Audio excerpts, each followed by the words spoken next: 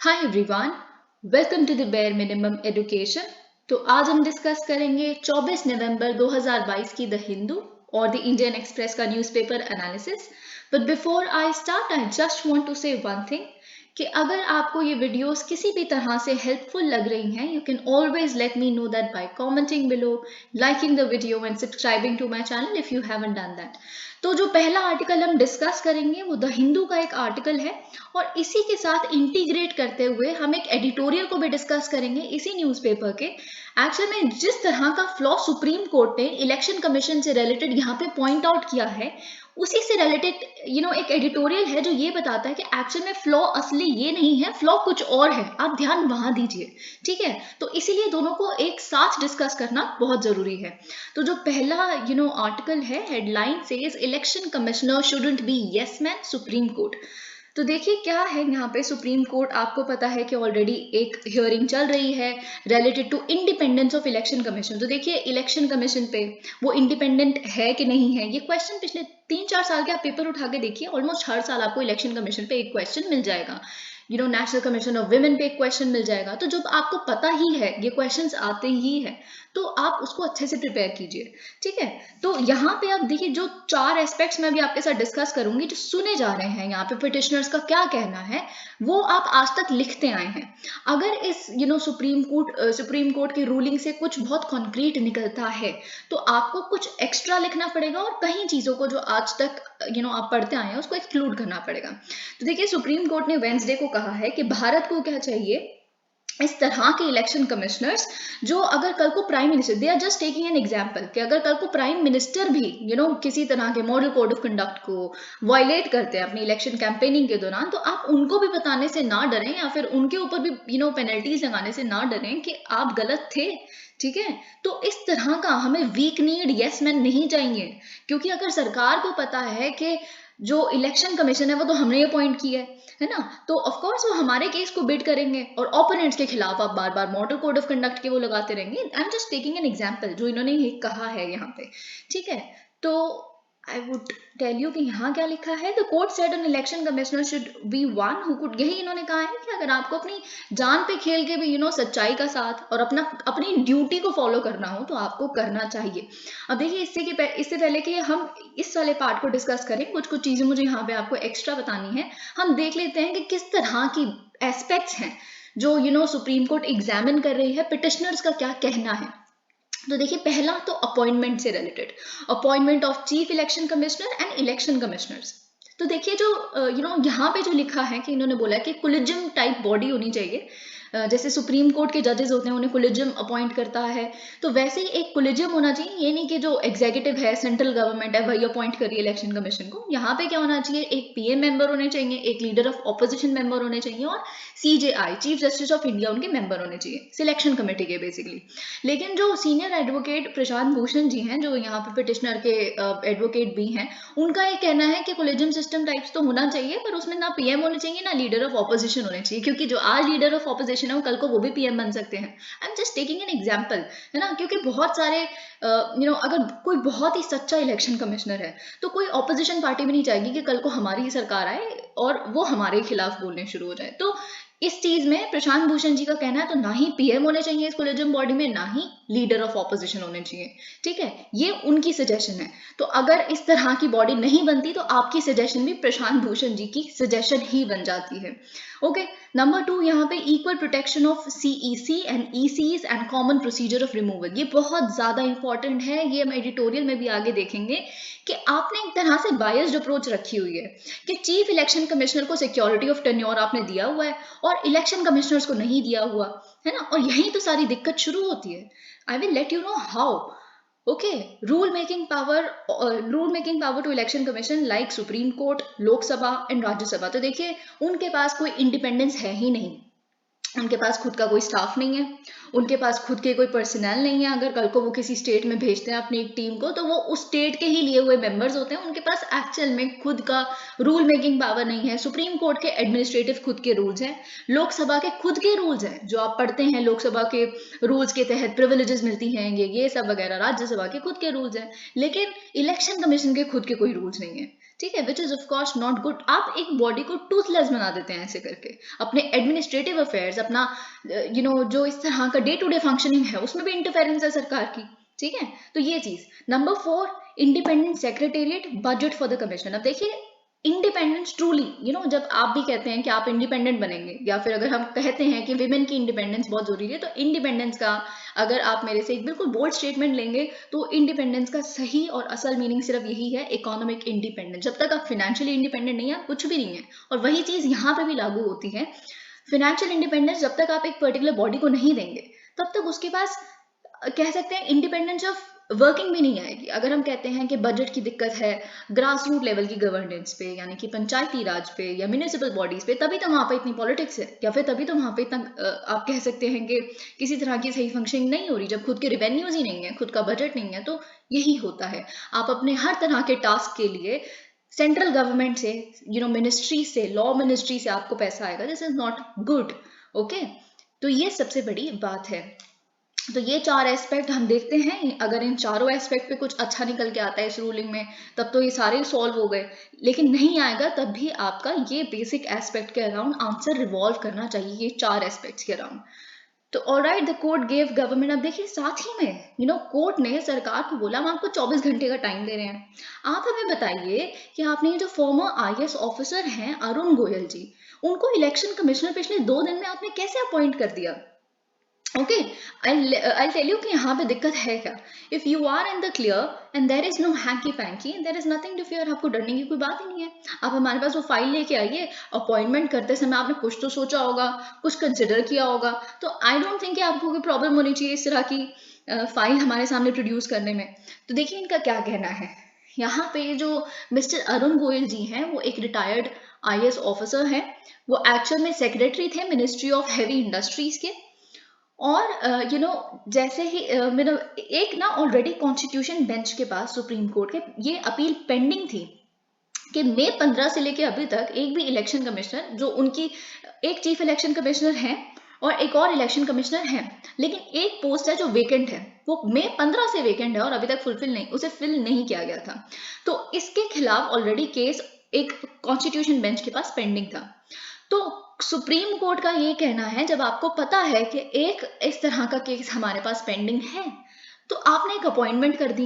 और आपने अपॉइंटमेंट भी एग्जैक्टली तब की जब हमने वो केस उठाया, ये वाला जो हम आज डिस्कस कर रहे हैं, इंडिपेंडेंस ऑफ इलेक्शन कमीशन से रिलेटेड, क्योंकि आप चाहते थे कि इसमें जाया ही ना जाए, क्योंकि केस क्योंकि वो पोस्ट वेकेंट है, इसीलिए तो ये सारा मुद्दा उठा कि इंडिपेंडेंस ऑफ जुडिशरी के, इंडिपेंडेंस ऑफ इलेक्शन कमीशन के बारे में बात कर लेते हैं एंड ये सब वगैरह। तो आपने क्या किया, अरुण गोयल जी ने, जो सेक्रेटरी थे मिनिस्ट्री ऑफ हैवी इंडस्ट्रीज के, उन्होंने वॉलेंटरी रिटायरमेंट ले ली। वॉलेंटरी रिटायरमेंट ली जिस दिन, उसके एक दिन बाद उनको अपॉइंट कर दिया गया और उन्होंने ऑफिस का चार्ज ले लिया। तो इतना जल्दी ये सब कैसे हो गया, है ना। तो ये इन्होंने बोला है कि आप हमें अपॉइंटमेंट प्रोसीजर के बारे में बताएं।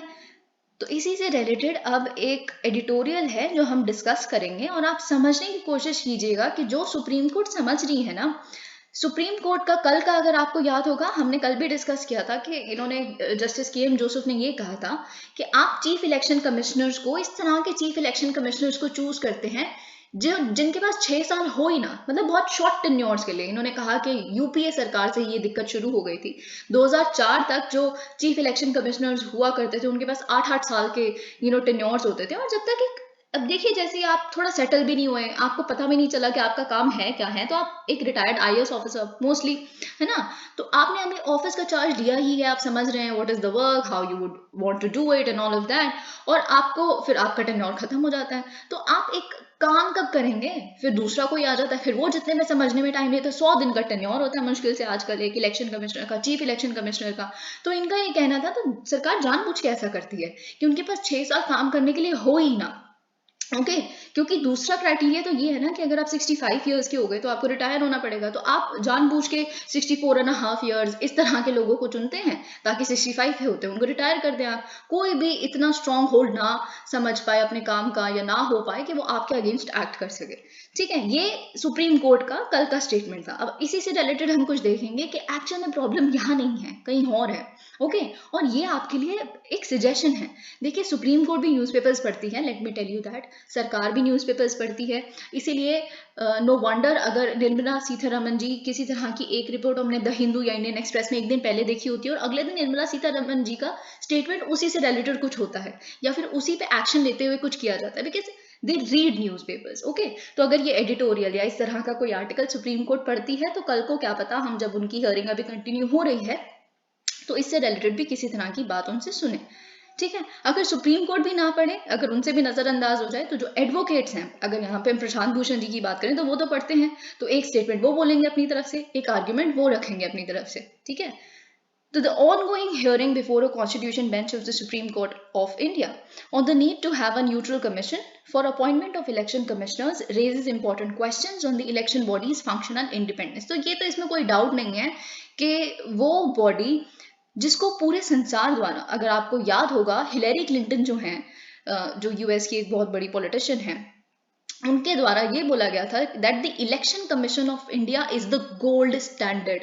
गोल्ड स्टैंडर्ड का मतलब ये है कि पूरे संसार के जितने इलेक्शन कमीशन है ना, उनको इलेक्शन कमीशन ऑफ इंडिया से सीखना चाहिए कि किस तरह से आज तक इंडिया के इलेक्शंस में कभी भी फॉर्जिंग, कभी भी किसी तरह का कुछ दिक्कत नहीं आई है। उन्होंने इतनी बड़ी पब्लिक, इतनी पॉपुलेशन है हमारे यहाँ पे, फिर भी उसको फ्री एंड फेयर पोल्स कैसे करवाने हैं, ये इलेक्शन कमीशन ऑफ इंडिया से सीखा जाना चाहिए। जिस तरह की तारीफ हमारी इस बॉडी को मिलती है वो और किसी इलेक्शन बॉडी को नहीं मिली है पूरे संसार में। I talk about the whole world. Okay तो ये इन्होंने बोला है, although not immune to charges of favouring the ruling party. पर यहाँ पे आप जब आसपास इलेक्शंस हो रहे होते हैं तो आप आए दिन देखते हैं ईवीएम हटाओ, EVM is this, election commission पे क्यों है, ये बहुत ही डेरोगेटरी सेंटेंसेस आपको इस तरह की क्रिटिसिज्म जो है इलेक्शन कमीशन के खिलाफ सुनने के लिए मिलती रहती है।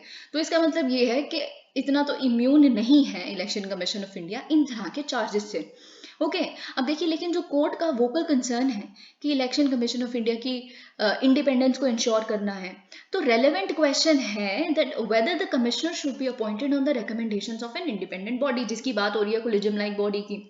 अब यहाँ पे एक चीज लिखा है, article 324 clause 2 envisages a parliamentary law for the purpose but no law has been enacted so far। अब देखिए मेरी ये सजेशन है आपको, कुछ लॉज, अब देखिए इलेक्शन कमीशन पे बहुत बातें हो रही हैं, इलेक्शन पे बहुत बातें हो रही हैं, तो आप आर्टिकल 324 के सारे क्लॉजेस पढ़िए।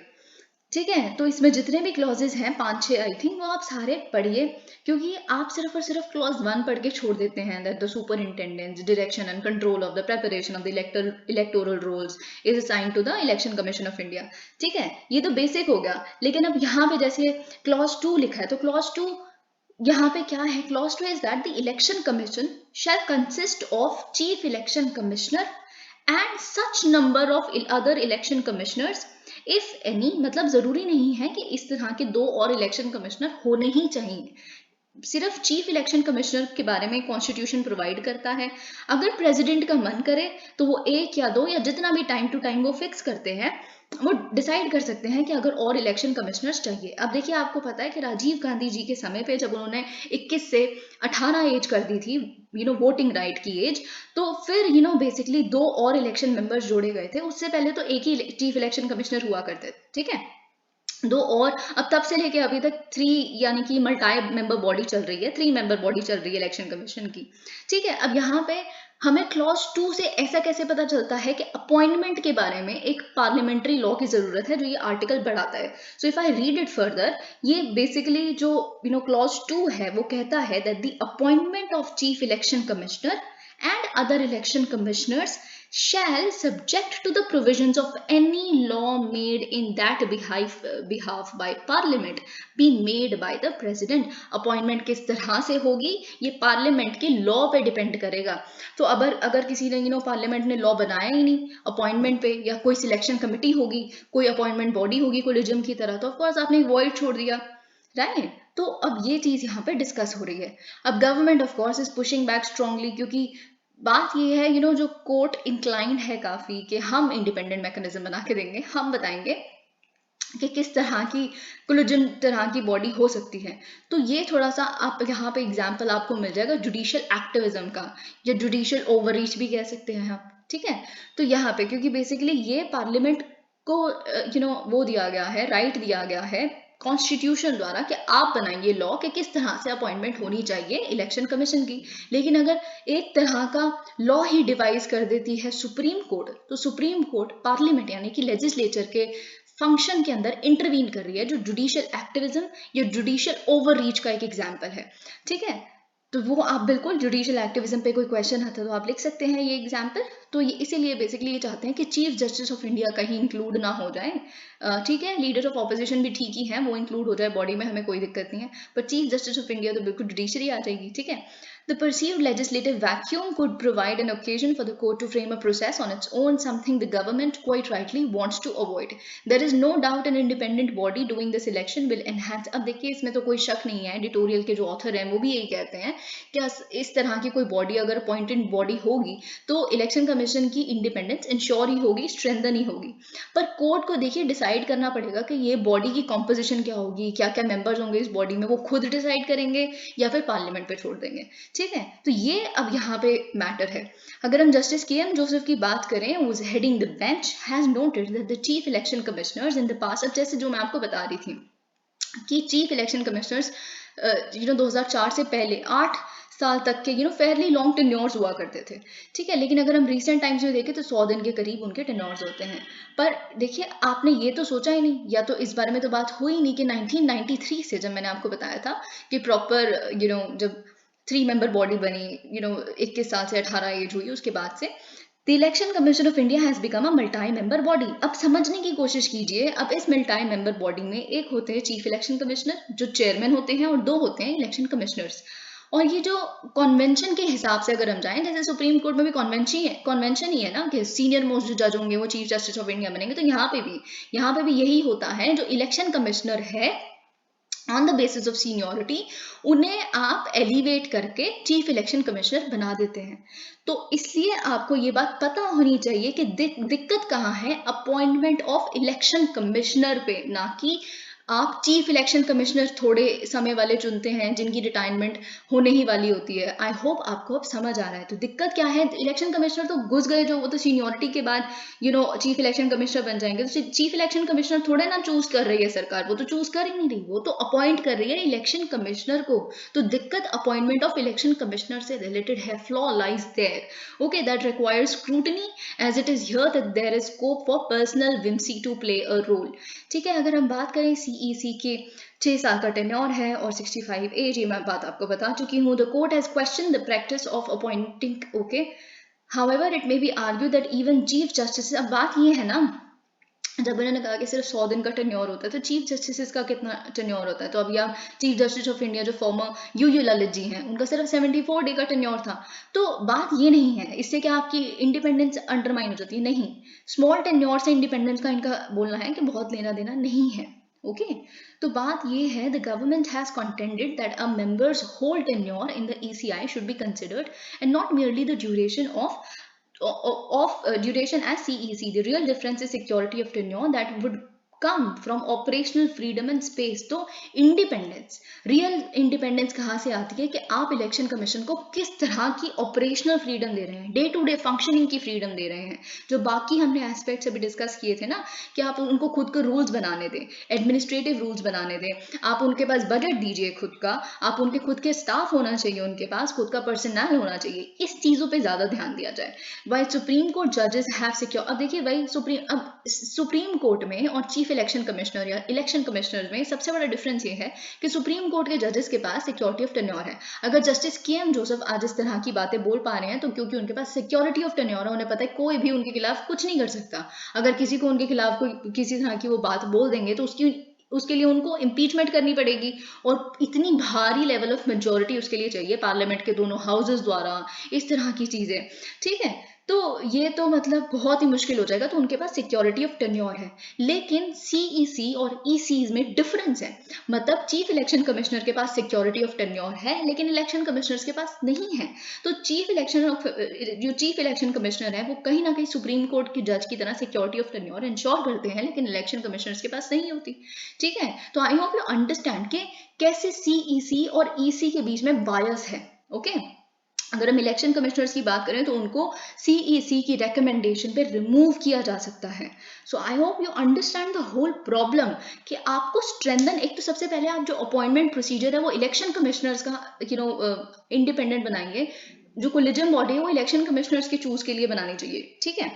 दूसरी जो यहाँ पे बात है वो ये है कि जो इलेक्शन कमिश्नर्स हैं उनको सेम स्टेटस दीजिए CEC की तरह.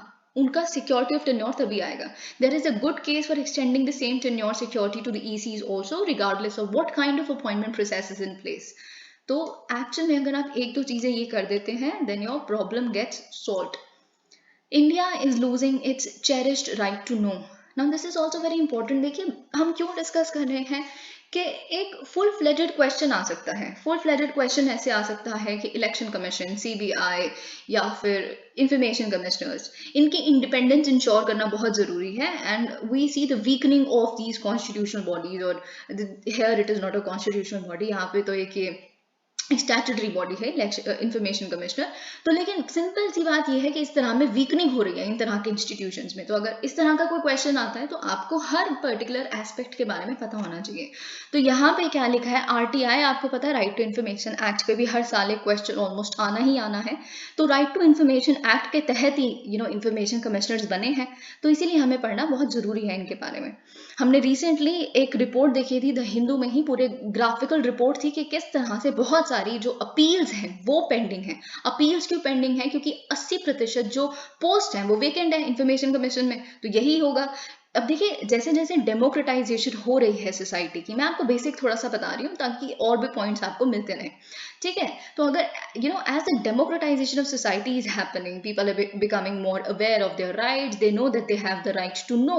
तो और ज्यादा अपील्स बढ़ेंगी, ये बढ़ेंगी ही, कम नहीं होंगी आने वाले टाइम में. ठीक है.